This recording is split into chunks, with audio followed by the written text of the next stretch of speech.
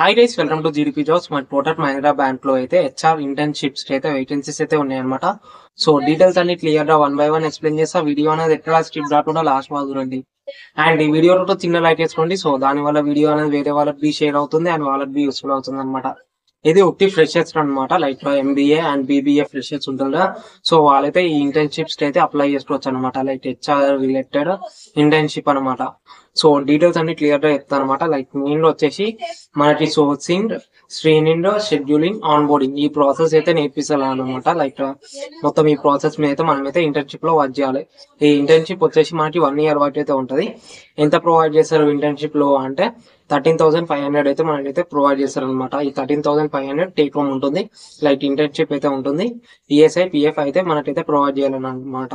Like main లో వచ్చేసి ఇంత ముందు చెప్పినట్టు రోల్స్ అండ్ రెస్పాన్సిబిలిటీస్ అవే, like sourcing, screening, scheduling, interviews scheduling and onboarding preparations and onboarding ఇవి దీని రిలేటెడ్ వర్క్ అయితే ఉంటుంది అనమాట. క్వాలిఫికేషన్ వచ్చేసి MBA or BBA HR related అయితే మనమైతే చేసి ఉండాలన్నమాట.